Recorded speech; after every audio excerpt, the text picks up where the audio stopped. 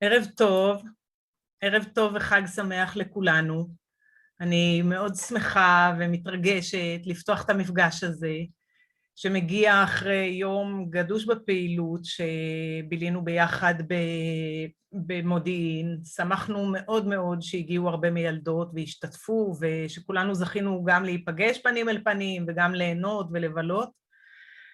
אני רוצה ככה לדרך, לפני שנתחיל את המפגש הזה, ולפני שאני אציג את האורחת העיקרית שלנו, להגיד עוד פעם תודה לכל מי שלקחה חלק ביום הזה. אז היו ככה כמה מיילדות שתרמו במיוחד ליום הזה.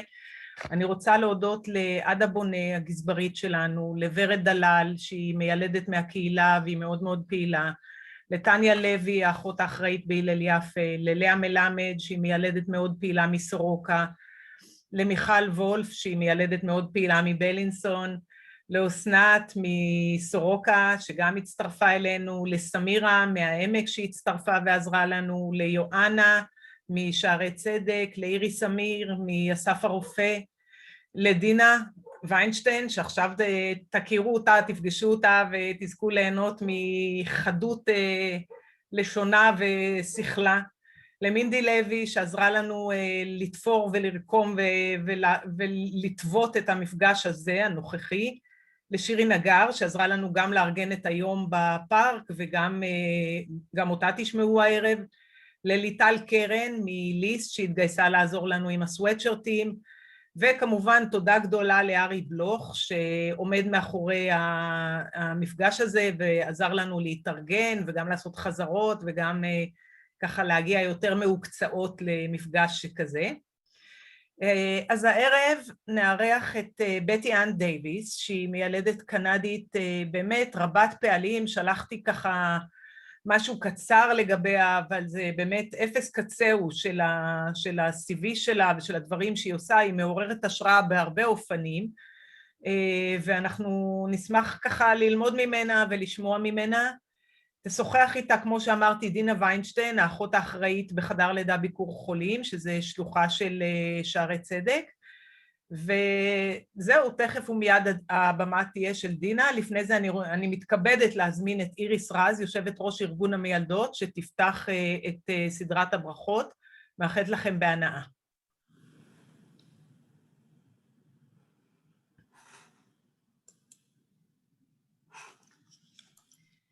ערב טוב לכולנו וחג מיילדות שמח.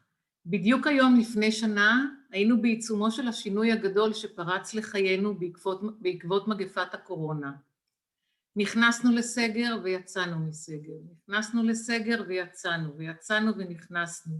עטינו מסכות ואנחנו עדיין נוטים באופן חלקי. התמגנו והתפשטנו. למדנו לעבוד במציאות חדשה, קשה, מאתגרת. בה החיוך שלנו נראה רק דרך הבעת העיניים. אבל לאט לאט אנחנו חוזרות לעצמנו, למוכר ולידוע. קרו לנו המון דברים אישיים ומשפחתיים בשנה האחרונה, אך יש דבר אחד שנכנסנו אליו והוא נכנס לחיינו. גילינו את יתרונותיו הגדולים וטרם יצאנו ממנו, וכנראה שלא באמת נצא ממנו, אלא נאמץ אותו אל חיינו כדרך חיים, והוא ידידנו הזום כמובן. נכון, בזכותו הקשר בינינו הפך בשנה האחרונה לכל כך משמעותי. היכולת שלנו לפתח ולקדם את הארגון קיבלה תאוצה ותנופה רבה שהביאה אותנו לעשייה שלא ידענו כמותה. אז מה היה לנו בשנת 2020, שנת המיילדת והאחות העולמית? פתחנו ביום המיילדת ובו הקדשנו 3 שעות לברכה ושיר בגלגלץ לכל המיילדות. חילקנו שי לכל מיילדת, קיימנו פגישה עם מיילדות ישראליות העובדות ברחבי העולם לשיחה והיכרות, וסיימנו בשיחה על פיתוח מקצועי אישי. המשכנו בהקמת בית ספר ללימודי המשך, ויצאנו לדרך עם קורסים מיוחדים, קורס מיניות, 2 קורסים ללידה טבעית, טראומה במרחב חדר לידה, מיינדפולנס, ומחר, אחרי הצהריים, ייפתח הקורס העוסק ברצפת האגן, ויש עוד קורסים המתוכננים שבדרך. זכינו להרצאות חודשיות, מקצועיות, מלמדות, המוסיפות נדבך לידע שלנו. קיימנו יום עיון בו הוצגו פרויקטים הנעשים בחדרי הלידה השונים. בחרנו לוגו חדש ובעקבותיו הסלוגן הכל כך מדויק, אני איתך. הקמנו אתר מדיה חדש מעודכן עם כל השכלולים החדשים שקיימים, הכולל בתוכו אתר הרשמה לכל פעילות שמתקיימת, כולל הרשמה לחברות בארגון ותשלום. לא נשכח את כוחה של הרשת החברתית. נפתחה קבוצת פייסבוק בפתיחות מלאה, ובה חברות כ-900 מיילדות. זכינו לקיים הדלקת נרות חנוכה משותפת, יחד, כל חדרי הלידה, והפצנו אור. כל חדר לידה אימץ מקלט לנשים מוכות שחוו אלימות, או מקלט של נערות במצוקה ודאג לחסרונן. לקחנו חלק בבג"ץ מרכזי לידה על ידי כתיבת נייר עמדה תומך בסוגיה, שצורף למסמכי העתירה, וגם עלינו להפגין בירושלים יחד עם העותרות, היולדות ונשים תומכות. הגדלנו את מספר המיילדות החברות בארגון מ-890 ל-1,300. החלפנו משרד עורכי דין, בחרנו ברואה חשבון חדש, חילקנו שי לכל מיילדת באשר היא חברה או שאינה חברה בארגון, ביום המיילדת לפני שנה ובראש השנה. והיום, ביום הזה ממש, כל חדר לידה קיבל שי המיועד למיילדות שנשארו לעבוד, כביטוי להערכה ותודה, ובנוסף, כל מיילדת החברה בארגון קיבלה סוואטשרט במתנה. אין ספק, הייתה לנו שנה עמוסה ומלאה, אבל אנחנו לא התעייפנו, לא לדאוג, פנינו קדימה, להמשך פיתוח ומיצוב מקומה ועשייתה של המיילדת בישראל. הערב נפגוש את המיילדת בטי אן דיוויס ונשמע הרצאה מרתקת מפיה. נשיק 2 סרטוני תדמית ונזכה להיחשף לקהילת המדיה החדשה שהוקמה, מילה של מיילדת. אז באמת אחרי שנה של עשייה כזאת ענפה, אני רוצה להגיד תודה לכל המיילדות הלוקחות חלק בעשייה ללא לאות, בהתנדבות ומייצרות רק טוב. שיהיה לכולנו ערב מעניין ומרתק. חג מיילדות שמח. אני מזמינה את שירי נגר מיילדת והשנה גם יולדת, סגנית אחות אחראית בבית חולים לניאדו, לברך. תודה איריס, ובאמת ראשית תודה לאיריס, לגומר, לוורד, לכל הרשימה הארוכה של המיילדות שעמלו וטרחו והשקיעו על היום המקסים שהיה ובטוח על הערב המקסים שיהיה. אז בהיותי מיילדת ומזה חודש גם יולדת, זכיתי לראות ולחוות, והפעם משתי הקצוות, ולענות לעצמי על השאלה, מדוע יולדות הן קהל שלנצח אסיר תודה? אז התשובה לכך ארוכה, ולי מוקצבות רק כמה דקות, והיא גם בטח משתנה ובעלת פריזמות רבות. אך בי מה שנגע הוא שילוב הידיים, התבונה העמוקה וידי הזהב, ההכוונה המדויקת, המחויבות לטובה, והראייה מה מקצועית הכי נכון עבורי, הרבה יותר מכל MD. כי האפשרות הייחודית שניתנה לנו המיילדות היא פלאית, לקחת חלק במעשה בראשית, לגעת בבריאה וללוות נשים במסע הגדול מכל, מסע היסטורי, חברתי, אנושי ואישי, הנוגע בנשמה, אך רואה את המכלול.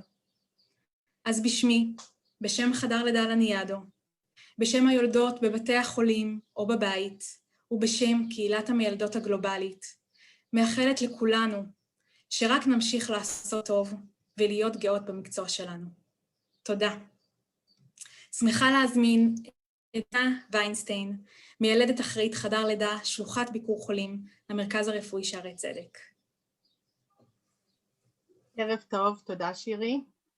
It is my pleasure and honor to introduce the world-famous midwife and social activist Betty Ann Davis. Some of you may have heard of her. She is famous for her article in the British Medical Journal on home birth that was published in 2005.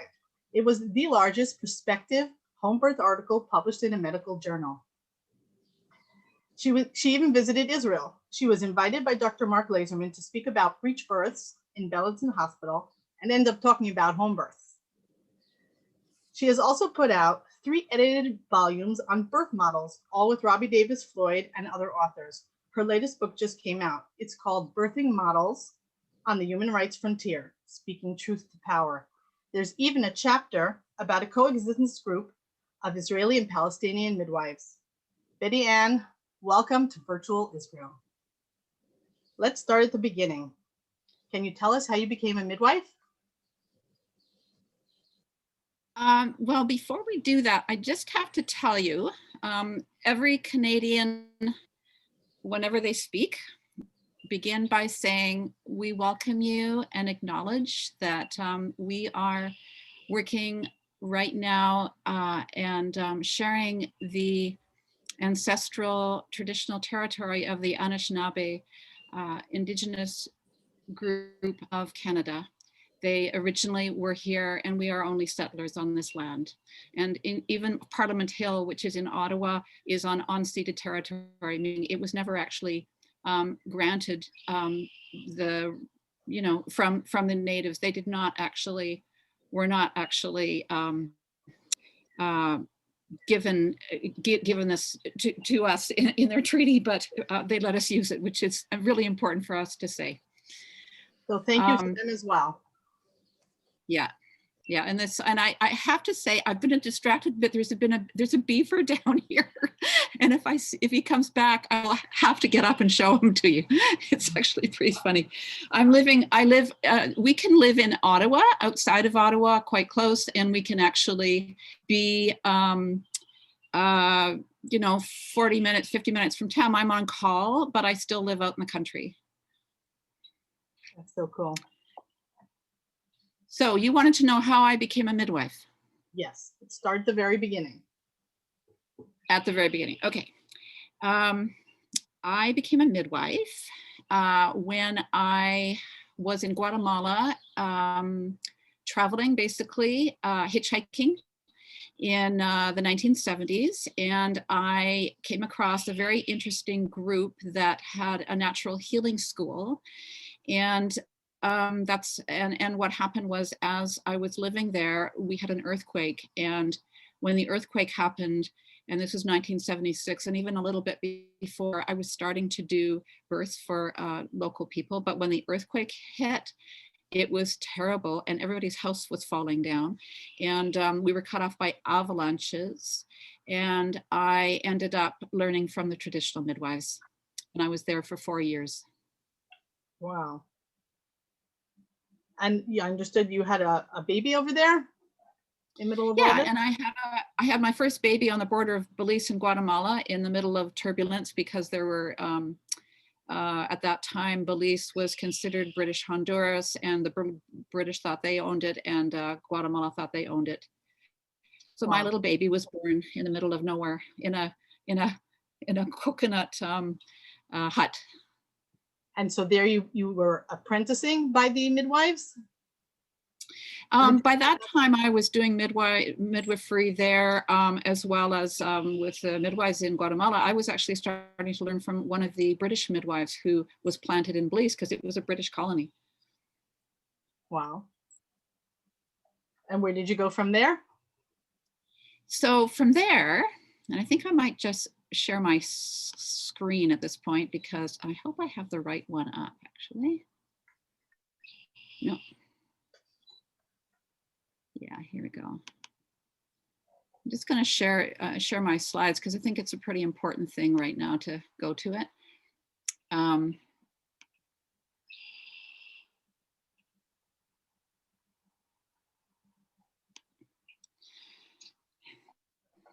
Here it comes. So what happened from there was I decided that well, first of all, I also wanted to, this is the Anishinaabe. And this is also something I heard in Hebrew. I think I understood it. This is a little bit of why I'm in Israel, is because of the connection I have with having met Mindy Levy here at this conference. where I had just come back from Afghanistan, and I also have this connection with Israel because Mark Glazerman, who's right here pictured, had me come over to talk at the Bellinson Hospital about breech. And here is this article that I heard somebody mention, or maybe you did it in English because I heard it. That's what that's about. And here are these books that I've been working on with Robbie that I think I heard you say as well. And this is one of the most important ones for me right now, this one on the human rights frontier. Your latest book. The latest book. This is actually the latest book, but this is the one that's really kicking ass, if we say in English. It's the one that's, I think, a really important one. And so here are the journey, how you made it to Canada. So I made it to Canada because, well, actually, I left Guatemala and went to Alabama. I lived in Alabama for 3 years. I worked with Black granny midwives as well. And the reason for that is because I was working at a Seventh-day Adventist back to the land naturopathy clinic, and we were working with the Black population, and this was just about 10 years after the civil rights movement. So it was quite a decimated group. It was quite a group that was very much affected by the civil rights movement. But for how many years? I was there for 3. So I was outside of Canada for 8 years, learning about midwifery and learning about natural healing and learning about social movements, really, learning about how to change things. Right. And when you got to Canada, what did you find in terms of midwifery? I found something quite different from, I didn't realize that we didn't have any midwifery. I didn't realize that it just wasn't in existence. And I thought about, and when I was preparing the slideshow, I thought about the fact that Israel has had midwifery, I'm sure, for centuries. I have no idea, but that's what I know. I know that from the Bible.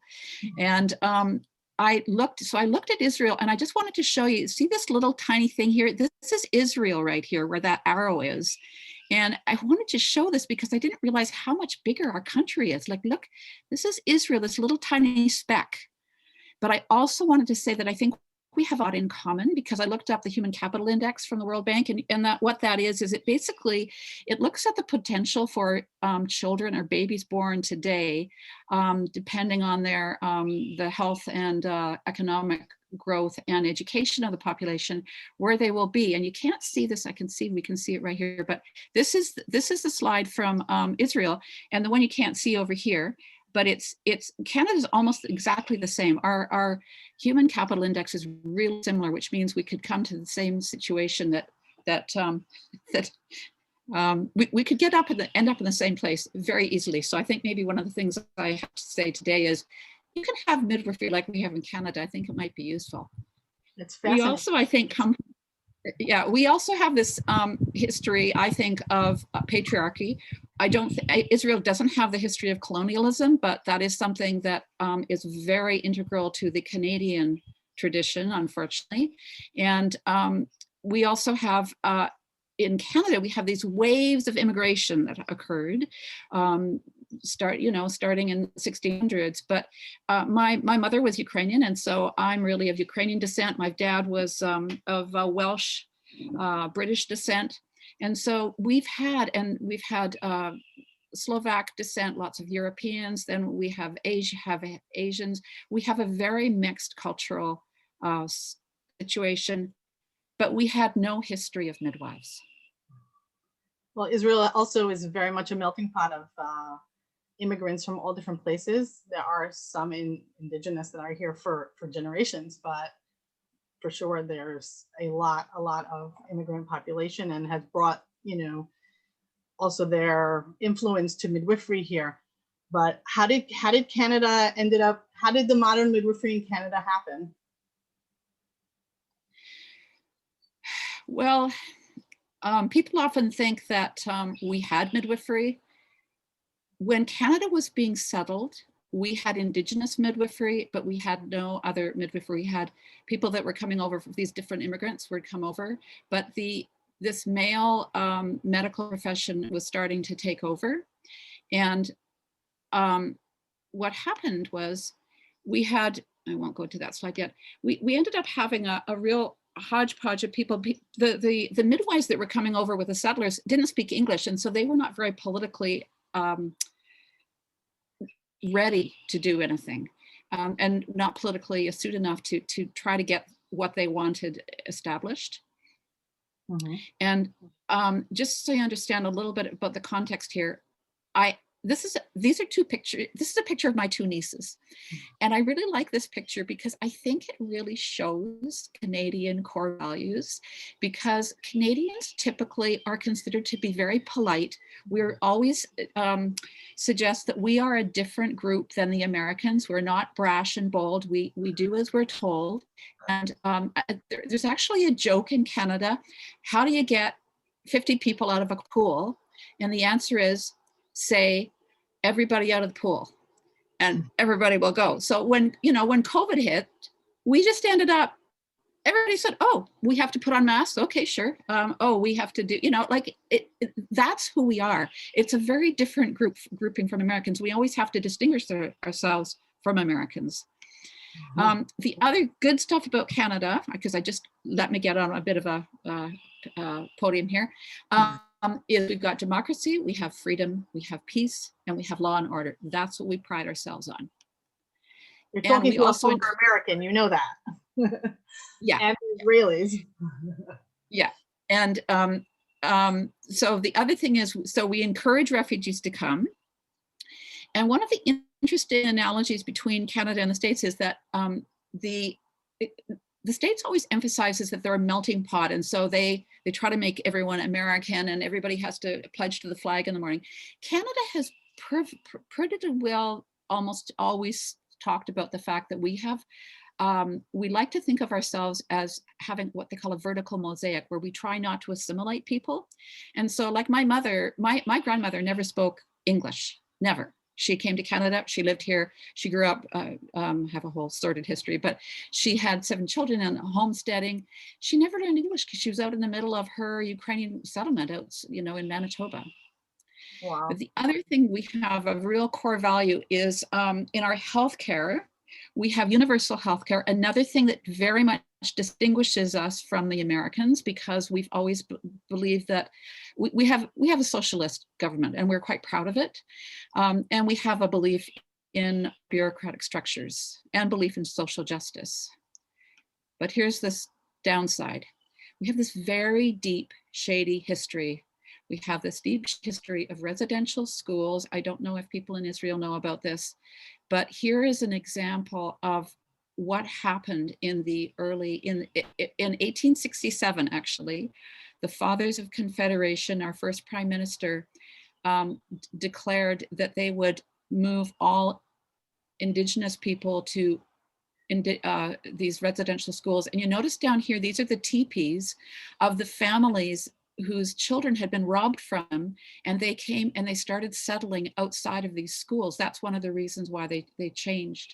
And the reason I bring this up, or why they used to be nomadic. So this was a real change for Indigenous group, is to have to be settled in one place. And they did it so they could be close to their kids.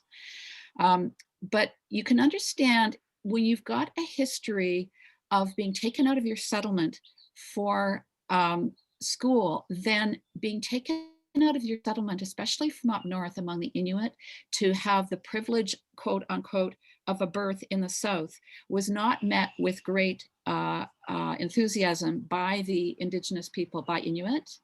And they felt that they were being railroaded off their land. And for Inuit, it's very important to be born on the land. So for them to have to be born in Montreal was a real hardship, and they felt it was a plot of the government to remove their land claims. So you understand how this birth process in Canada was really critical. And here's another one of those pictures of the nuns. And it was not just the priests, but the nuns who actually sexually abused the kids. And all of these stories did not come out until in the last decade or so. So now, I'm sorry, I just had a little bit of diversion there about what Canada is. So you asked, okay, the modern system of Canadian midwifery. Well, this was us in the 70s, right? We came out of the counterculture movement. We came out of various groups. This is me right here. No, I'm only kidding. That's not actually my butt. But I definitely, I mean, I lived on Pier 42 in San Francisco Bay for a bit when I was hitchhiking down to Guatemala. We were hippies. That's what we did. We came out of that counterculture movement. And so, but you see, because I learned from these traditional midwives here, when I came back up to Canada, I started realizing we have no midwifery here. We need to get something together here. And I was already trained. So I just started doing births. And part of it for me also, I was very involved in the Seventh-day Adventist Church. And I just felt, well, I don't like man's law, I like God's law, and God's law says you should just have babies where you want. And I trust God more than I trust man and human beings and law. Even though I was a Canadian, and there was no law for us. So we weren't really legal, we were illegal. So I just started practicing. I didn't know that you can't do that, right? Because nobody ever told me you couldn't, and nobody else was providing home births. I was actually the first person to do home births in Ottawa without a physician present. There had been some physicians who were starting to do this as well. Wow. But this is who else we were influenced by, of course. Here we go. Trained with the Indigenous midwives? Oh, there you go. You trained with the Indigenous midwives, Betty Ann? I trained with the ones in Guatemala. When I first came up, I think I've got a picture here. Yeah, when I first came back home, I was actually invited by the Inuit Women's Association, Paktutit, to come to some of the meetings of the elders up north, because they had heard that I had been trained by traditional midwives in Guatemala, and they trusted me more. They didn't think of me as being the medical profession that was trying to rob them of their cultural way of doing birth. So I went up to work with them, and they also they found out that I was actually considering trying to get legislation for midwives. I didn't want to do that at first, but the Toronto midwives pulled me in to do that. And they thought it was the Renaissance of reason that white Canadians down south were actually starting to think about midwives. Like, it was so unheard of in Canada, and it was only the Indigenous people who were really doing it. And they were just tickled that we were going to do it. So I actually wrote an article, I wrote a chapter for one of Robbie's books called Childbirth and Authoritative Knowledge. And it was called Heeding Warnings from the Canary, the Whale, and the Inuit. And it was a whole analytical exploration into how people make decisions and why they make decisions, and how, the elders up north, they thought it was ridiculous that medicine should think that they own birth, when they really felt they own birth, and it was a cultural event. So I started to take on, for sure, the ideas of the Inuit. Absolutely. And so tell me, when you did the legislation for Canadian midwives, what did it include? Included a lot of Indigenous ideas, but it also included a lot of feminist ideas, because we had also been starting to look, all of these UN conferences on women's issues were happening. I do a whole history about this in the Birthing Models on the Human Rights Frontier book. And so we had we had these the Mexican conference, the conference in Nairobi was a really important one in 1975. 85, the Mexican was 75. There was the Cairo convention, the Beijing conference. This is Betty Friedan down here, who had written Feminine Mystique. We were all, I was at university studying feminism. And so part of that had to be incorporated into what we were doing. And here's the body politics that we talked about. And I'm sure that it was going on in Israel at the same time. We were going beyond essentialism, like that we were our biological imperative, right?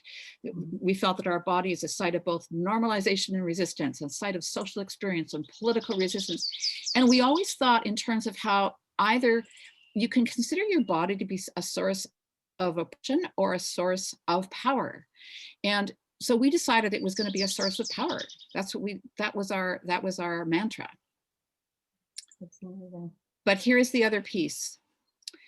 I also started really becoming involved with looking at evidence. And part of that was, I will confess, I actually left a husband who was a pastor of a church.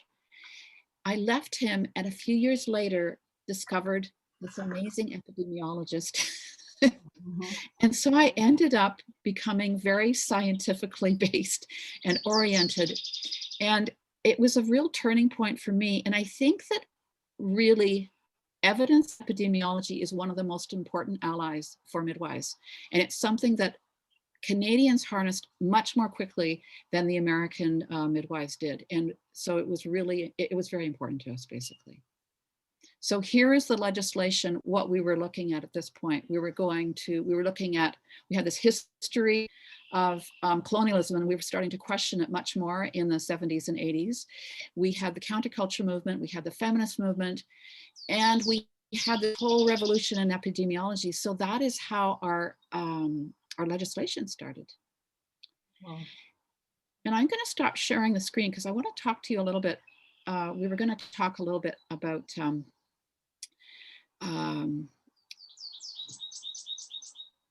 social movement theory and about the dreams that I had when I first started. And could you just tell us, before you go into that, about what it's like to be a midwife there? Because from what I understand, and you could tell us, but the fascinating part is about that midwives have to have hospital privileges as well as home birth privileges. And I think that that is amazing and something that possibly we should aspire to. Yeah, so you know what I'm going to do? I'm going to quickly go ahead to this thing here just before, I won't go into this thing here. I'm just going to talk to you about, okay, how we did in Canada. So one of the things we did in Canada, oops, gone too far. One of the things we did in Canada was, and this was a great advantage for us, is because we did not have any legislation, unlike the United States had certified nurse midwives in the 1950s, we didn't have any midwifery. We had Indigenous midwifery, we had lay midwifery, we had counterculture movement midwifery. So because we really do believe in our bureaucratic structures, which is what I mentioned earlier, we had the advantage of not having an established kind of midwifery that we had to live with. What we decided to do was we decided to go shopping around. Like, what are you going to do? You're going to go shopping around. So one of the things I did was I actually decided to study the theory of professions and how they develop. And there's all these theories. There's a theory about how there's professions are developed from traits because they have traits, like they're at the university level education. They end up getting they get established through their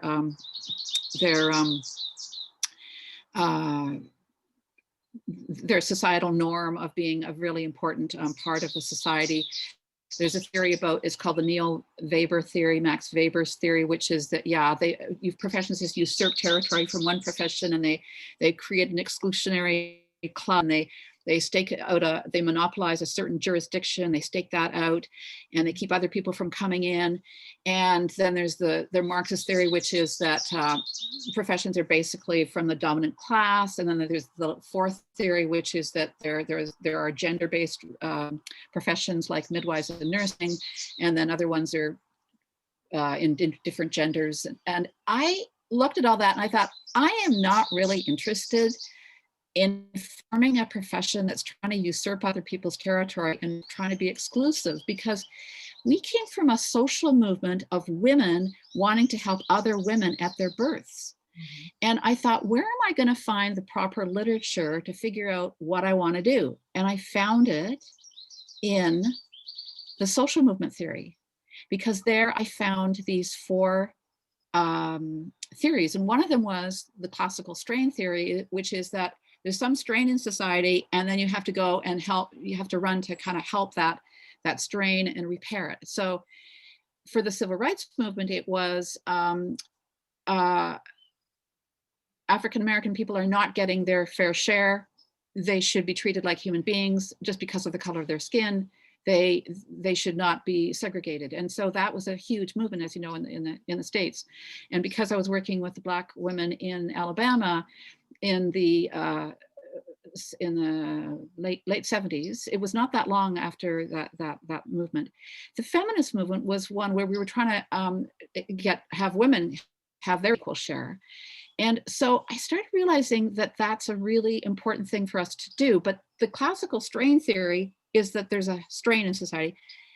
The resource mobilization theory is another theory which says you can have all kinds of strain in society, but if you don't have money or you don't have resources put into them, you're not going to get anywhere. And so you have to mobilize people. The third theory is that it's called political process theory, which is that, yeah, well, you can have all kinds of people put money into it and it might work, but you have to have your institution, you have to have your movement institutionalized. Mm-hmm. To become institutionalized as midwives, we thought, okay, we need to get ourselves legislated, and because we weren't. And so this is where this process becomes really important for us. We made a decision that we were going to legislate ourselves. And for Canadians, that's just like, okay, well, we just go to our legislatures and we fight and we will do it. And within 10 years, we had legislation because we lobbied our bureaucratic structures and said, we want this. And they said, okay. And we had, we certainly had resistance from the physicians, but it just happened. But the thing that I was going to say about the fact that we did it in a very strategic manner was we went to Denmark, we went to Holland, we went to Britain, and we went to the United States. We were trying to find a group that we could emulate. We chose very directly not to emulate the States. We felt that it was terribly disorganized there, and not disorganized, I'm so sorry, polarized. We had certified nurse midwives doing like fewer than 1 or 2% births in the home. We had midwives like myself growing from the grassroots up, learning how to do births at home. And they were always fighting among each other. So we made a decision in Canada to have what we call direct entry midwifery. And we were just going to have midwives. So when you ask how we did that, and what our philosophy was, we decided, well, first of all, we want to have all pregnancies covered by insurance. And that's, again, something different from the US, is we want to have that covered. I think you do that in Israel as well. It doesn't matter where you have the baby. No, home birth is not covered in Israel. It's covered here. Absolutely, it's covered here. We also decided to have autonomous midwives, meaning primary caregivers. We are not nurses, we are not physicians, we are not under their college, we are under our own college. And we fit into the healthcare system in a symbiotic relationship with the physicians. If we need a consult, we go to them. But women often come and see a midwife at the beginning of their pregnancy and they never meet a physician and never need one. Even if we go into hospital, we go in usually just to get an epidural if they want one. So each midwife has her own caseload of patients and she can deliver them either at home or in the hospital? That's right. Each one has their own caseload. And these are our 3 pillars of philosophy of care. Number 1 at the top, you notice the mother has the final say. And so our college is based on the ideals of offering informed choice, offering continuity of care, because what we looked at that time when we were going to legislation was we were looking at the fragmentation of care that was happening in the mainstream system, where women they'd go to a general practitioner like a family doc who'd have obstetric privileges. They'd see him till maybe 4 or 5 months. Then they would go to an obstetrician that he sent them to, but that obstetrician was only on call once every 2 weeks. Then they would if they go to the hospital, then they would have nurses they hadn't met in the doctor's office. And then they would go to a whole nother group in postpartum. So we thought, well, what are we doing differently that the women are really liking here? Well, first of all, we see them prenatally. At the first, we weren't, before legislation, we didn't have the right to order lab work and ultrasounds. But as soon as we got legislation, we went, well, why don't we have the right to do our own blood work, our own ultrasounds, do that. Then when the women enter into labor, I go to their house, whether they're having a home or a hospital or a birth center birth, I go to their house to check them out to see if they're really in labor. So they usually labor a certain amount of time at home before they go to hospital, if they've chosen hospital. And half the time they decide just to stay home, especially in the middle of winter or January in Canada, when it's cold outside. So they just stay put. And we are obligated to follow them wherever they go. you know, like whatever choice they have, we do that. And so the choice of birthplace is a really important piece of our legislation as well. And here's the other piece that I know that those of us that gathered a few days ago to talk about is this: all Canadian midwives are required to attend both home and hospital births. And that is because our legislation grew out of the movements. They grew out of the social movements of the 70s. And so it grew out of feminism. I'm sorry, I didn't hear you. Because that's what women want. Because they're making the choice. Yeah. Mm-hmm. Yeah. So we have to prove we have to do at least 5 home births and 5 hospital births a year. I mean, some people are more based in hospital. Some people try to be more based at home or in the birth center. But it's a really important piece for us that we are offering women choice. And the other thing is we're all working independently from the physicians as primary caregivers, because we are what we call in Canada the most responsible person. And in a situation like the breaches that I'm doing, I won the right to do breaches in hospital. And what I'm called is the most responsible person. If the doctor wants to come in and learn, that's okay, but I'm the most responsible person in that room. And that's really key. That's truly amazing, Betty Ann. Yeah, well, it's important. The other thing that you'll like this one. So I worked on a policy with the Canadian Association of Midwives, a statement on home birth. So we now in our statement recommend home birth for all low risk women. That's just what we say. That's the recommendation. They don't all necessarily take it, and not all midwives necessarily are as good advocates as they should be. But we made a decision to make the statement from the Canadians, because what we've recognized from the data that we have collected is that we have, it really protects normal birth. Home birth protects normal birth in any society. And so how do you like this thing I have at the bottom here? Physicians are now trying to get the right to attend home births. Why? Because they recognize that they don't have jurisdiction over a piece of birth that we now have jurisdiction over. What's fascinating to me, I talked about this in one of the conclusions of one of my books. I think it's the birthing models on the human rights front here. I've always found it very, very curious, because I'm like one of the elders up north, that doctors are in charge of birth around the world. It doesn't make any sense to me whatsoever. It makes more sense to me that women are in charge of birth, and then they choose whatever caregiver they want. And then whatever caregiver they have that is going to be the group that's going to offer them the closest they can to a normal birth should be the first group in line for them to choose. And then if the physicians are needed, then you go to them. But for physicians to be in charge of birth in any society is highly dangerous, because it means that you're going to end up with a very highly medicalized system of birth. And so that's part of our tradition in Canada is that we made a decision that it's really important to safeguard home birth as our avenue to protection. Wow. You said you had some dreams that guided you professionally. Can you tell us about them? Yeah, I think I'm going to go back to some of these dreams. So what's really interesting is we have this situation, right? I just wanted to show you this again, that this is this classical strain theory, resource mobilization, political process, and the cultural revolution paradigm. Okay, so these are theories in the social movement literature. Okay, this is just in sociology. I got a degree in sociology, and I never got a degree in midwifery. Don't tell anybody. I teach at women's studies. I haven't actually taught for a couple of years now.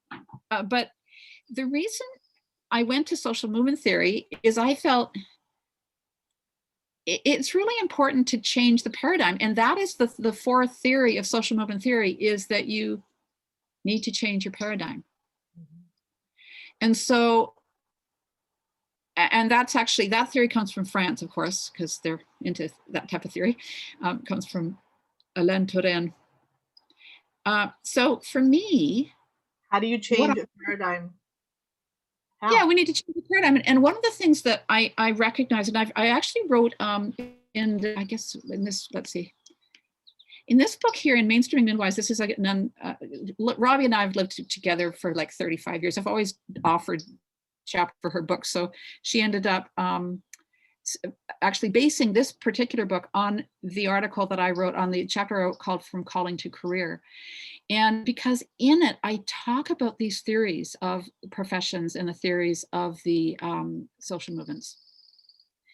And what I recognized as I was doing that is I thought, okay, as midwives in the early 70s, a lot of us were into a bit of what we call la-la land. Like we were thinking about, okay, like I love this thing, this is perfect. Like a wildflower, she spent her days allowing herself to grow.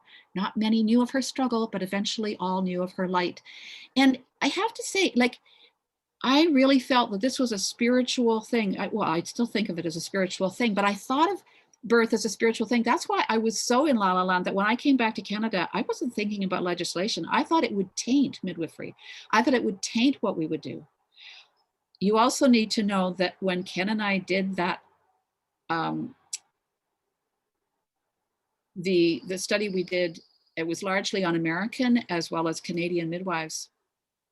We got published in the British Medical Journal. Your home birth study, right? The home birth study.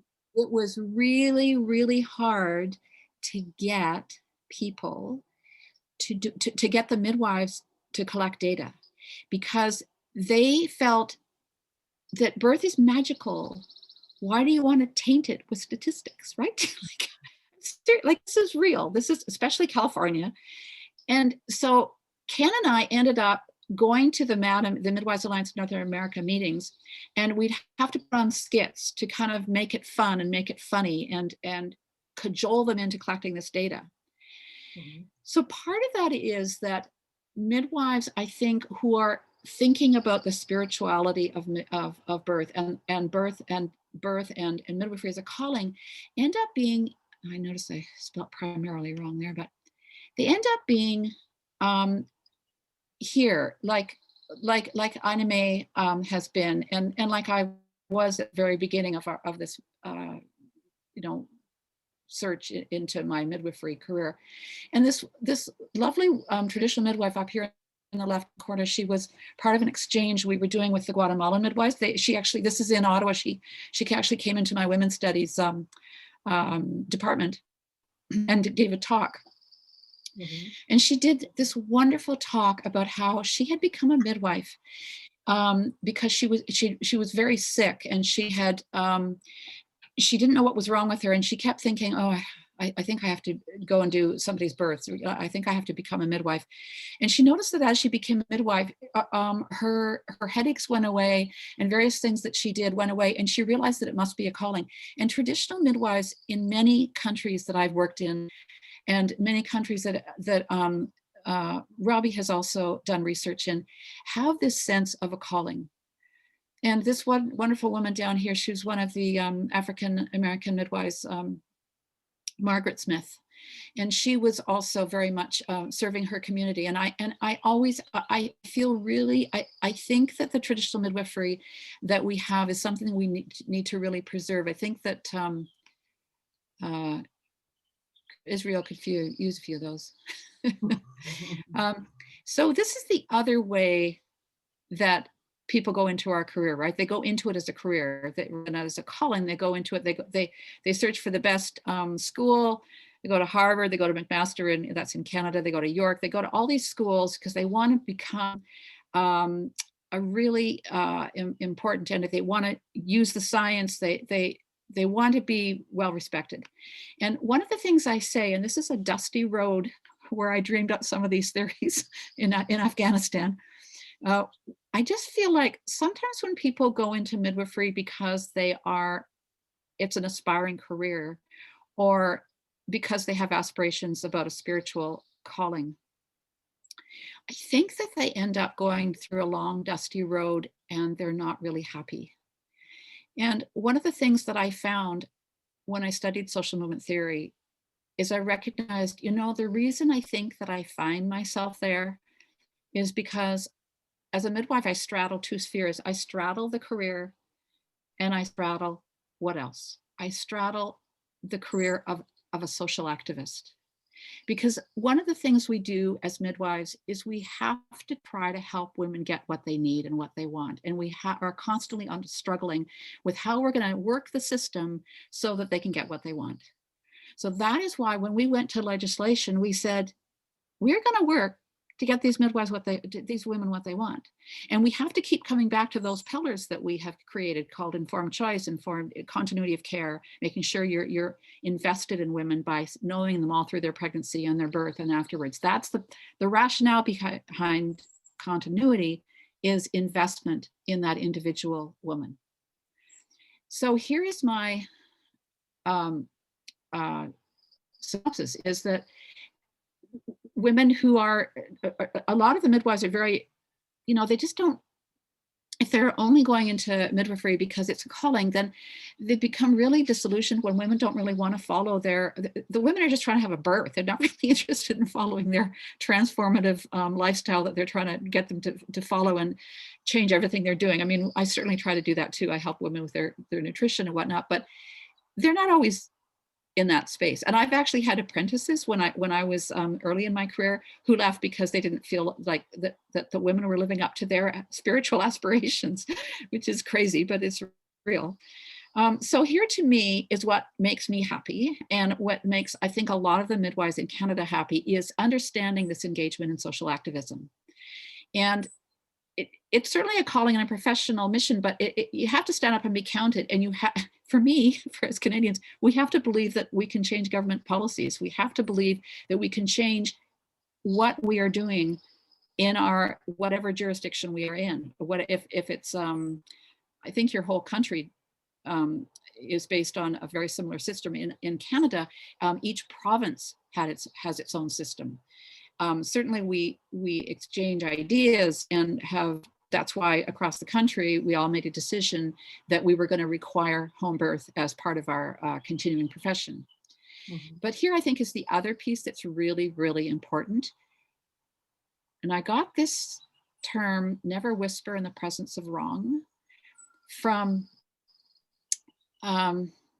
the anti-nuclear movement when we were working against nuclear bombs, like it was the 70s, 80s, when that was really, really an important piece. We were trying to figure out why our men were building more bombs instead of doing something that was going to create more peace. And so I think that we have really used this in our midwifery. Again, it's in one of those mantras we need to keep coming back to. If a physician has walked in and they're going to do something that you know very well this woman doesn't want, you have to be there to defend her. You have to do what you want to do. And the best way for us to be able to defend women was to not have the doctors involved at all unless we needed them. So that's the status. And I walk into a hospital if the mother wants one, but we don't use the docs at all unless we've got major decelerations and late decels, or we have the need for something different other than an epidural. Because if they just want an epidural, we just phone the anesthesiologist, he comes and places it, and then we manage it, right? So that's the crux of what we do in our country. And so that's where data comes in. Can you explain that? Your study, your huge study on home births, and then being involved in the breach trial in Frankfurt, all this information? Yeah. Okay. So happened for me, the reason I discovered Frankfurt is, can I get a timing on this? How much time have we got? We have about 20 minutes. 20 minutes, okay. One of the things that I found, and it's a really profound thing that I think people don't quite get, is that, I mean, we talked about my dreams, we're jumping around it, but one of my biggest dreams when I first came back to Canada, and it was, I thought, we need to get a good home birth study out. And so that was one of my, well, first of all, I wanted to bring back normal births. So I think we managed that. Then we wanted to get it entrenched in science. And that's why I harnessed my husband. He still says I had to do this because Betty Ann wasn't going to let me get away without it. You know, so we got that study together. It was really important because you know, it's been downloaded over 250,000 times, and it was one of the first home birth studies that was up. First of all, it was large enough. It was prospective. It was based. There was a validation study on it, and it was the first time that ACOG, after we'd put out a study, mentioned research in their statements against home birth. So I'm now talking not about Canada, about the States, because of course Canada is influenced by the States. But the American College of Obstetrics and Gynecology had, from the 1970s on, just statements against home birth, just saying, oh, it's dangerous, we shouldn't be doing it. And then what happened was, after our study came out, 2006 was the very first year that ACOG actually mentioned data, because they had just done it based on the old boys club. And they thought that people would listen to them. And so that's why I keep saying epidemiology is our key. And it's something that's really critical. Is it going to change minds? It changes minds, not necessarily of OBs. It changes minds of the ministries of health, because they listen to data, and public health listen to data. In the States, the way we got things, the first medical organization that actually even paid any credence to home birth was the American Public Health Association, 2001. And again, it was based on our study. Mm-hmm. Here we have two Canadians doing a study in the States, because in the States, they hadn't, the midwives had not quite, the certified nurse midwives had put out a pretty good study. Patricia Murphy-Aiken and Judith Rooks as well done the birth center study, but they hadn't done a really large study. So this study was on 5,418 births. So that was a real key to us, that we recognized that was really important. So once we got legislation for midwives, and we had home birth entrenched in Canada, that's when I started looking into the breech issue, because it was happening around the year 2000, when the term breach trial had suddenly, I'm going to stop showing my screen because I think I'm going to go to something else. I wasn't actually going to do this today, but I think we've got time. I started realizing that we had a problem. Let me see here. No, I'm not going to be able to go to it. Sorry. I'll just sit on evidence. That's a good one. Mm-hmm. And then I still want to touch on human rights for mothers and babies, human rights issues. Oh yeah, that's the other thing you want me to talk about. That's right. Okay. Thanks. Let me just see. I'm having a hard time getting back to my Zoom. Oh, here we go. There we go. Stop sharing screen. Oh, where's stop? Good. Sorry. So breach to me is the microcosm of everything else that's gone wrong with obstetrics. Because we had this term breach trial that was done in Canada, right? It was done in Toronto, which is 4.5 hours from here. And everybody in Canada took part in this study. And it was a randomized control trial that was to be, the trial that was going to end any doubt about breach. And I now call it the Titanic of research, because it was the ship that was never going to sink, right? And this is the first time when a randomized control trial showed its ugly face. And, I talked to Sue Downs about this in Britain. I said, oh my goodness, finally, they figured out that maybe randomized control trials are not the best type of research to use for obstetrics. Why? Because a randomized control trial is something where you have to have the true gold standard of randomized control trial is that you have a double-blinded study. The person giving you the treatment and the person getting the treatment don't know what's going on. Right? It doesn't really take women's choices into account, does it? Yeah, it's great for drug trials. It's great because you're getting an envelope and the doc's giving it to you. Doesn't, they don't know what they're giving you, and the person is receiving it. They're just taking this drug. They don't know if it's a placebo. But in obstetrics, almost everything, what they're doing. I mean, with the vaginal, the term breech trial, you knew if you were getting a section or not.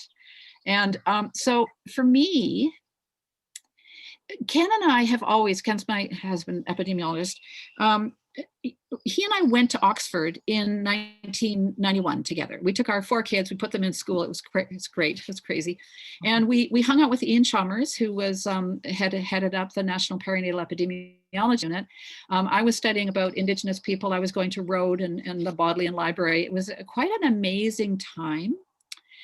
And at that point, we said to Ian, why are you only looking at randomized control trials?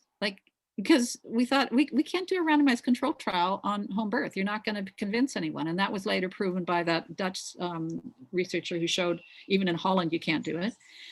And so it was the beginning for us, for Ken and I, about going on a rampage about, going on a, on an educational expedition to make sure that people understood that in obstetrics, it's really better to do observational data. So for the term breech trial, the reason that it ended up being such a sham is a lot of people that, like in Europe, people in Europe did not join into it. Now, Mark Glazerman in your fine country made a decision. He was going to follow it and he was going to convince everybody across Israel to engage in it. And then when 2 years later, they realized that those babies that they can you tell us about the term breech trial? I don't know that everybody knows about it. Well, the term breech trial, it was in 121 countries. Sorry, it was in 26 countries in 121 settings. Mm-hmm. And that term breech trial ended up, at first it looked like it was very dangerous to have a vaginal breech birth. It looked like it was better to do a cesarean. And then 2 years later, what they were using was short-term endpoints. They were looking, because anytime you do a randomized control trial, it's really hard to get enough baby deaths, even with breeches. They don't die very frequently, thank God. But what happened was they were looking at short-term endpoints like APGARs and tonicity and things that go away after a few minutes, right? And brachial plexus. So when they realized 2 years later that these babies that they thought were in terrible condition were no longer in terrible condition, in fact, everything had disappeared, most of it had disappeared with the APGARs, they recognized they'd made a mistake.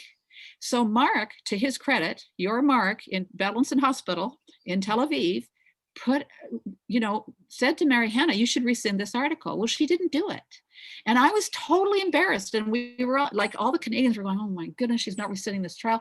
So to his credit, again, Mark wrote this article called 5 Years to the Term Breech Trial, The Rise and Fall of a Randomized Control Trial. And I said, this is the guy we need.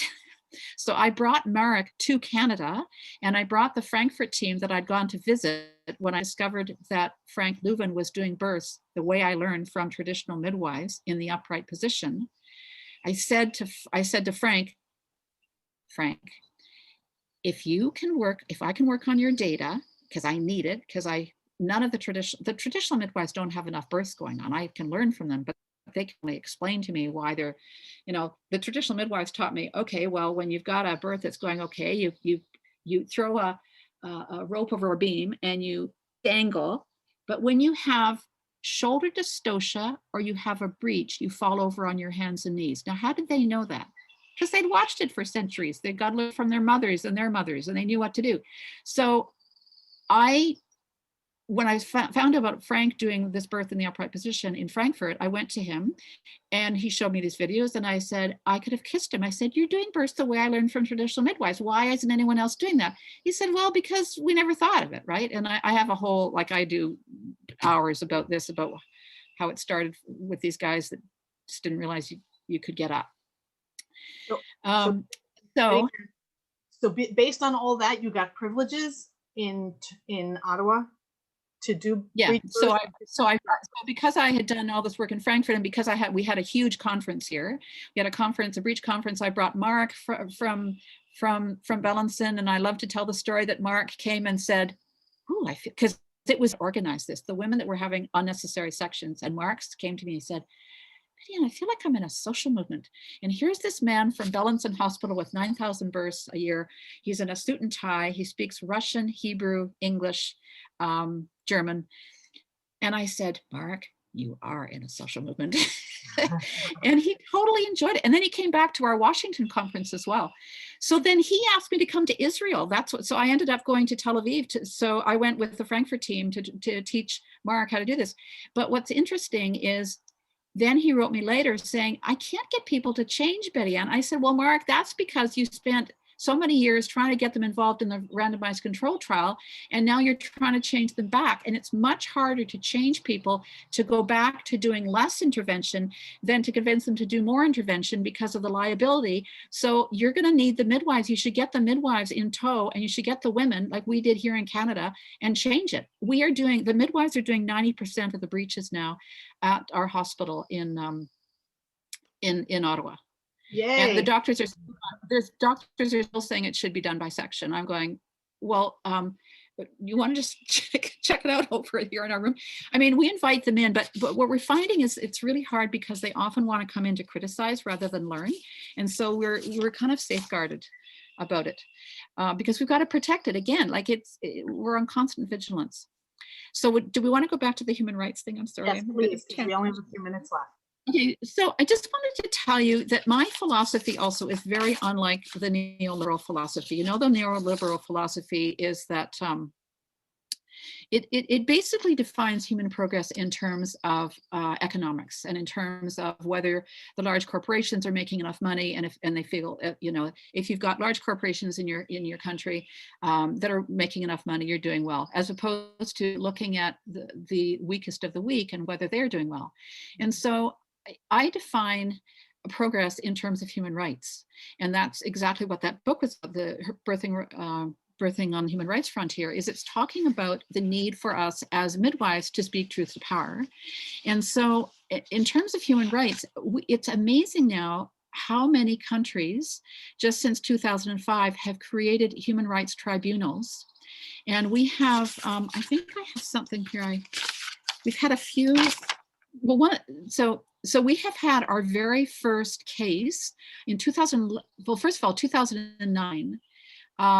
We got our maternal mortality resolution passed through at the UN, right? Which was that preventing maternal mortality and morbidity, it's not just mortality, morbidity, and often from intervention, is a human right. That's spectacular, but it took us till 2009 because before we were just involved in all these disenfranchised social movements. Am I talking too quickly, Mindy? Okay, I will slow down. I was just thinking about that. Okay, so we moved from that to, then we had 2007, we had our Human Rights Declaration on Indigenous rights, and that's been very useful for our Indigenous group here. Then in 2011, we had our first case in Brazil, where a mother who had lost her daughter in childbirth sued the Brazilian government for the human right to dignity. She was a Black woman, and she felt that her daughter had not been taken care of. And she won, and she won because she took it to CEDAW, she took it to the UN, and used their human rights system. And it was one of the first cases where people, when they are not getting what they want legally on the ground from their own government, can go internationally to use the international UN rights declarations. And I think Israel should think about that. And of course, one of the most important cases in Europe was the Anna Trusky case, when Agnes Gereb, who's quite a good friend of ours, and we spent quite some time before she was in jail, but when she ended up being in jail and under house arrest, Anna could not get her birth. So you know the case of Anna taking her case to the European Human Rights Commission, winning her case, and then getting the right in Hungary for there to be midwifery, because and it's so fascinating to me because it keeps going back to this thing about normal birth and normalcy. The to me, we were always thinking in the 70s and 80s and 90s still about proving the safety of home birth. But Anna had a totally different avenue with her lawyers, because she was harnessing this entire case on the right to privacy.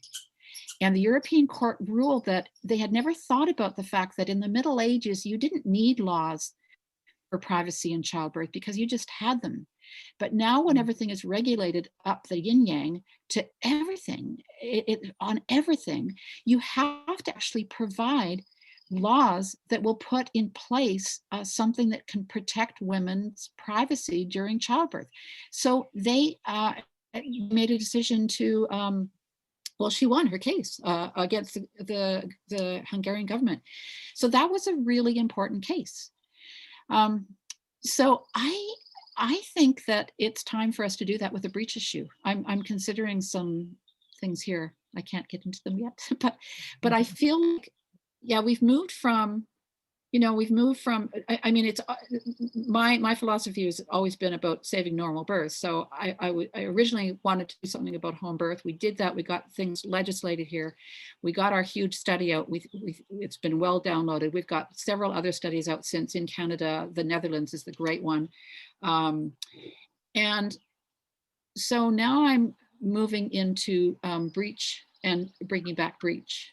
And one of my best, I'll just finish one thing before, I think there will be other people wanting questions, but I just want to tell you that my biggest, one of my biggest dreams has been to go back to Guatemala and to teach the physicians how to do upright breech birth, and then say to them, you know where I learned this from? I learned it from the traditional midwives, las viejitas en el campo allá en la calle, and you know, the little old ladies down the road from you is where I learned how to do this. And it's about time you guys started thinking about how and why traditional midwives are very important in your country. Mm-hmm. They're doing a lot of the births there. And they're actually now, they're going to legislation. They actually got a bill passed through Congress that they'd actually get paid. Wow. The president vetoed it. Yeah. So yeah, I think that moving into the millennium has our aim to look at human rights and human rights tribunals is a really important one. And we've just won the gender equity case. I don't know if any of you know of it in Canada. Gender equity pay. We took our Ministry of Health to the Human Rights Tribunal based on the fact that we were not getting paid and our salaries were not going up with the physicians, and we won our case. Amazing. That's amazing. So how can midwives help save the planet? I mean, you are amazing using your social activism, now using the platform of human rights. And can we take it one step further to save the planet?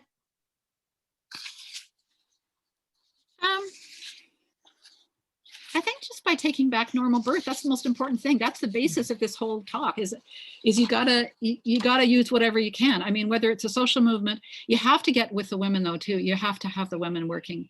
I mean, it's my mantra with Mark Glazerman. You have to get the midwives and the mothers working together because normal birth is a human right. I actually think we need a declaration at the UN on saving normal birth. We've got them, on the right to have maternal, prevention of maternal mortality, but we also have the right to have normal birth. There are declarations now about obstetric violence that's been brought on by the Argentinians especially, and from the Latin Americans. But that's the real key, I think, to saving the planet is to save normal birth. That's our duty as midwives. Amen. And if you're not doing it, you need to move over. You need to get some traditional midwives going in your country. We'll have to import some. And you can do it in the hospital, but you need to be thinking about more home birth, I think, to get balanced. Or freestanding birth centers. I hear you're having some trouble with that one. Yes, we need to talk about that. It's 8:15 and I'd like to open the mic to questions from the crowd. Does anybody have any questions? If not, I still would like to hear about your experience in Afghanistan. Can we do that for a few minutes? Sure. Experience in Afghanistan. Okay, so Afghanistan, originally went to Afghanistan in 1990, actually. I went there because it's an interesting way I got there. This is before the Taliban. This is quite a while ago. I was 10. No. 1990 was quite a while ago. I went because I was working with the Midwives Alliance of North America, and Kate Davidson, one of my colleagues on the board, had been on a plane with somebody who was lamenting the fact that he was working in Afghanistan and they just couldn't get the doctors to come there and they really needed them. And she says, well, have you ever thought of using midwives? And the guy said, oh, do you think you could get some? And she said, sure, I know just the person. Because I had just come back from Nicaragua, and we had done this Nicaragua in Latin America, and we had done something with the traditional midwives there during the Ortega. It was the revolution going on there in 1987. And so I went with this woman to Afghanistan, and it was quite scary because we didn't know that we were going to be going to a place where it was all warlord territory, where there was no law. And as Kate said at one point, we were saying, I said to her, we were working in the Afghan refugee hospital, but also out in the refugee camps. And when we talked to the woman who was running it, I couldn't even get a visa originally to go because it was too dangerous. So we ended up going by getting a visa from the Canadian embassy when I went to visit. We were in Cambodia because we were just thinking we were just going to stay around there. And then I got a visa to get in. And what I said to Kim when we were there, I said, it's scary. I said, what I realized is it's kind of like you're okay now because you think you're okay, but it's just because they haven't got you yet. And it was I realized that they had a bounty out for our on our heads because we were white American women. So that was quite difficult. And then I went back in 2003 or 2004 with the Médecins du Monde to set up a place not on the border of, that last time I was in the Afghan refugee camps in Peshawar. This time I went to Nimroz province, which was very far from Kabul. And it was after that I met Mindy, because we went back to do the presentation in France at the Midwifery Today convention. But it was lovely to work with the traditional midwives, and I was one of the people who could get out in the, to really see how people are living and what they're doing. I have 37 we have some questions coming up. Betty Ann? Betty Ann? Yes. Debbie Goodell-Beer? Yes, hi. Betty Ann, hi. Thank you so much for this fascinating lecture. And believe me, I think you could carry on for another hour or two and we all would be glued to our screens. But I do have a question about another pandemic which we're facing here, which is the induction of labor, which I think is even hurting normal childbirth even more than the breech issue, which is, relatively less in terms of its occurrence. And here in Israel, and also after the article that was published about the, I think it was in the New England, about that there's no increase in cesarean section if you induce primiparas or nulliparas at 39 weeks. So although they're not doing that here in Israel because we have such a high birth rate that it would be just filling up all the labor and delivery rooms, but there is still a very, very, very high percentage of births that are started by induction, and that, I don't have to tell you, obviously starts the whole thing off on, on the left foot. So what can you help us with that? Okay, so whenever I look at something like that, and I hear you, so I've lived through about 3 or 4 changes of, like I've lived through the Bristol and Dublin studies that originally suggested that active management is a better thing to do. We should be augmenting as much as possible, and it helps people to avoid cesareans. And then we went back for another decade, I think, where we said, no, it increases cesareans. Whether or not it increases cesareans or more intervention, the question is not that to me. The question always comes back to, do women really want to have this done to them? And often women just capitulate. They go, oh, okay, well, if that's what you think I should do, I guess we should just do that. That's the problem, is you have to have good consumer, you have to have consumer groups. I mean, we have, I will send you, you will be very interested in this, actually. I don't know, I'll have to get your email. I'll send it to Mindy and to Dina and Gomer. But you have to have women on the ground questioning it. So I'll give you an example of what just happened is we had McMaster University was talking about doing a study on induction, and they were going to do surveys of people to see if they would like to be induced at 39 weeks, just because it seems to be a better thing to do. And what's very interesting is the consumers got out in droves. These are the women on the ground, and they said that they thought this was a highly questionable survey that was being done, because they felt that they were doing it in order to promote the idea. And they felt that it was a real disservice to women, and they shut them right down. A large group of women, it wasn't even that large. It was one of the people working with me on the breech issue shut down the survey, because she knew that it was going to be a way to help cajole women into thinking that it's okay to do.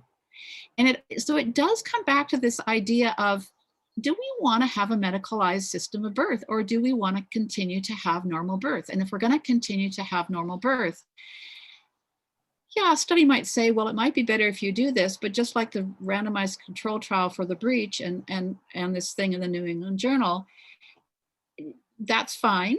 But they're probably going to have another study in another few years that's going to suggest, right, well, if you have this and this, then it's probably going to be okay. I just say you have to have women who are interested in saving normal birth, who really think that having a normal birth is something to be valued. And I always come back to the traditional midwives, because they hold space for normal birth. And I come back to home birth, because home birth and freestanding birth centers hold space for normal birth. Because even midwives that go into hospital end up being much more interventionist. Yes, thank you. If they have primary care providers. Thank you. Gila had a question. Gila Zarbiv. Hi. I first want to say thank you so much. You are a role model for me, an inspiration. So motivating and empowering. You can only really be lucky to live in the world that you speak of, that you live in. I have a million questions, but I'll just ask one. I think that you say, go back to home birth. And I don't know where you are of the policy or the issues we face in Israel, but home birth midwives put their houses and their lives and their jobs and their families on the line because they don't have insurance, and they give up everything for this dream for the rest of us. And the infrastructure for the country, let alone the policy, is not set up to support this type of birthing structure. As a midwife who dreams of changing the scope of practice for midwives in Israel, I find myself sometimes at a loss of where to start. Do I start with a policy? Do I start with the bureaucracy? Do I start with the insurance? Where we are so far behind from the world that you're speaking of when you say go back to home birth, even that is so foreign. Where would you suggest a country like us, who midwives are limited to exclusively delivering mainly, unfortunately, in hospitals, where does a country like us start? I think you have to harness the women, the doulas, and the midwives. They have to come together, have conferences, have kitchen table discussions, think about what you're doing, look at what other people have done. There's plenty of models. Look at all the models. I've written 3 books on models. The model usually is a grassroots one. It's not usually to go straight to policy. It's to talk to women about what they want. And once the women say what they want, they become a powerful force. And I believe that is true in any jurisdiction I have ever worked. The only place possibly where that doesn't work as well is Afghanistan. But what's interesting about that is in Afghanistan, the traditional midwives are the only thing that some women have in the country. And I'm a little nervous about what they're doing. Like the American College of Nurse Midwives has gone in there to try to corral everyone into hospitals. And I'm going, and the Canadians went in, we went in working with the traditional midwives, and we lost our funding after 2 years because we were working with the traditional midwives. So I put in, I've got a whole chapter in one of the books of that on birthing models and human rights frontier. I think you have to work with women. That's my message always. But and you know, when the person who started our Coalition for Breech Birth started the coalition, it was because she had had a section after having a 4-hour labor birth. Her name's Robin Guy. And then there was another, I said, you need to start an organization. And then I started talking to another one. And then the two of them got together and they said, well, the reason we didn't want to start it, Betty Ann, when you first said that, is because we thought we're only 2 people. I said, and you know what? The coalition now has 7,000 people on their Facebook page. They were the ones who helped me, but they organized a conference with me. I believe conferences, and you know what? Israel's one of the few countries now that can actually have a conference because you're not in lockdown the way we are everywhere else. You have to work with women, and you have to, but women don't always know what is available. So the midwives are the ones who have to educate the women and the doulas and build up steam. That's how you have to do it. You have to say, we're not happy with what's here. If you win this court case with the birth centers, I think that's your key, is it'll start, hopefully it'll start, because what I do is every time I see an avenue that I can move in, I go for it, because I go, okay, like when I realized at the Montfort that I had a friendly physician and I had just gone to Frankfurt, I went, okay, I'm just going to ask for privileges. And in Canada, it's true. If you ask, sometimes you can ask nicely and politely and people will do it, but we're fighting the docs here as well. But if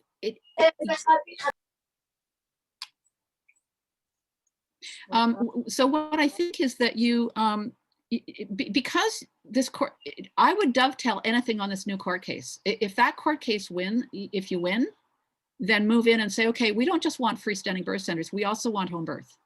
If you lose, then you really move in saying, this is improper, women want this. Either one, but you have to do it loudly. You have to go on air, you have to invite people over. Ken and I can come on and talk about home birth. We just did this whole thing with an economist in the States. We just put out a thing called Pivoting to Home Birth and freestanding birth centers in the time of COVID-19. There's another question, excuse me, Betty Ann, there's another question from the head of the Home Birth Midwives, Michal Bonstein. I want to just ask you if you could unmute her so she can join the conversation. Michal?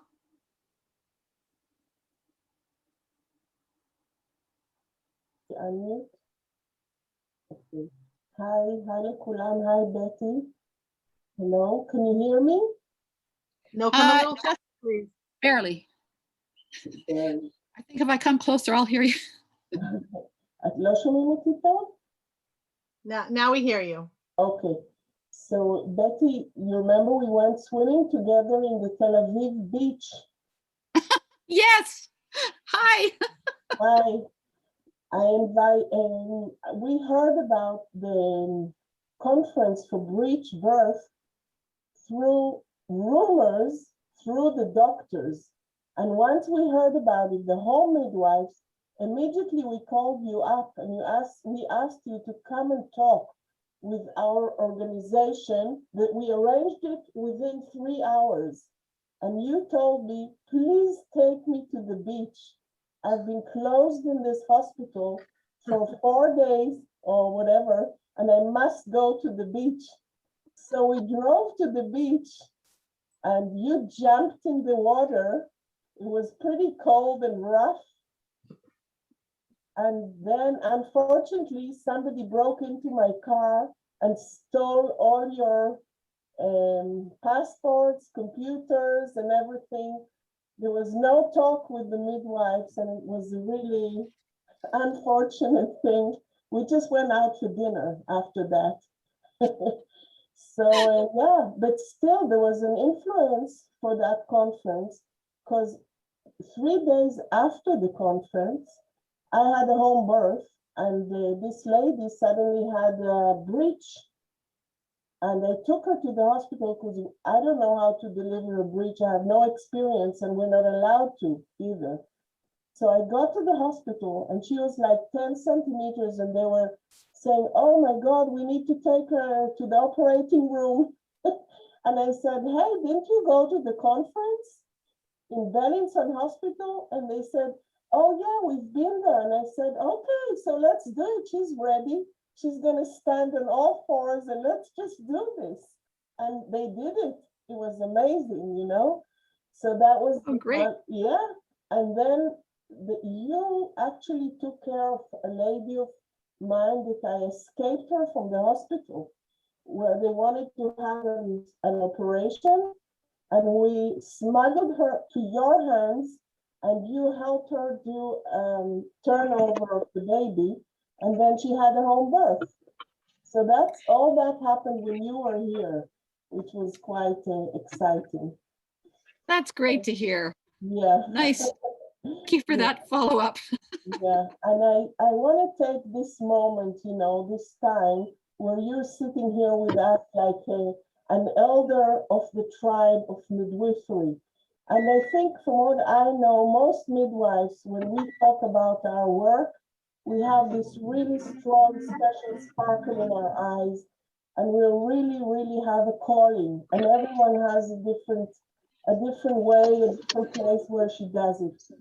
But I really want to take, you know, advantage of this moment where you're sitting here with us and ask my friends, midwives, sister midwives, who've been sharing this walk for so many years, to support home birth in Israel a little more, because there's a lot of antagonism, a lot of difficulty along the way. It's hard for us to arrive in the hospital with a woman. We're treated insuspicious, and we don't really get a lot of help from our sisters. That's the truth. And I think now there is a big awakening of the midwives in Israel. And I think it's a good chance to really take this vision of bringing back normal birth. A normal birth is where the woman birth is from within herself, and she doesn't need much but support and, you know, safety from us. So, you know, that's really a call for me to all of my sisters, with you being there, like, you know, our elder, our inspiration. Yeah. Thank you, Michal. We have to wrap up. Yeah. I want to thank you so much, Biddy Ann, for your inspiring talk. It's been really fascinating to hear your travels and your way that you got through this, and it's been really inspiring, and I hope that it will affect us and we can put some change in and grow and change, and we can keep being in touch with you. I would really appreciate that. Yeah, I also want to say I really appreciate what Michaela just said. I just wanted to say that there's this wonderful little thing I remembered I wanted to talk about it at the very end, is that we just found out about this indigenous fable that is happening in BC about, you know, we're having some forest fires in Canada, and the one of these indigenous elders said, well, you know, I met a hummingbird that was coming to help put out the fire, and they said, well, how is, they talked to the hummingbird, and the hummingbird said, he's a tiny little bird, right? It's actually actually an insect, but he was carrying water. He said, what are you doing here? Well, I just want to do my part. I just want to do my part. He's got this tiny little bit of water trying to put out the forest fire, but he just feels he can do his part. And I really do think that everybody can do their part. And I think that it's really important, whoever is bringing back normal birth are the people that you need to be following for sure. You do need to talk to those people, and you need to work collaboratively with. And I think that includes the doulas, because they are really concerned about normal birth, and women should just be allowed to do what they want to do. Said it several times. Thank you for having me. Thank you for joining us, and thank you for your inspiring talk. And we'd like to keep in touch. All right. See ya. Good night. Yeah.